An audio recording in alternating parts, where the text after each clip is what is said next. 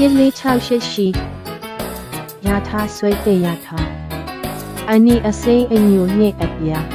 သူတို့ကအသောဝင်တယ်ကစားရမတူညီသောအခန်းကဏ္ဍများအနီအဝေးရသည့်ဥပ္ပ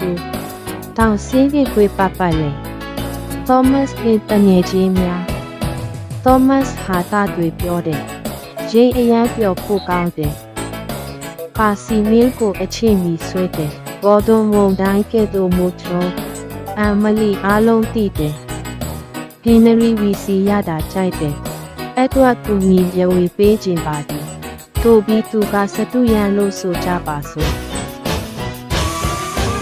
1468ရထားဆွဲတဲ့ရထားအနီအစိမ့်အညိုညစ်အပြာသူတို့ကအသောဝင်တယ်ကစားရမတူညီသောအခန်းကဏ္ဍများအနီအဝေးရသည့်ဥပ္ပတောင်စင်းပြခွေပပလေသောမတ်စ်နှင့်တငယ်ချင်းများ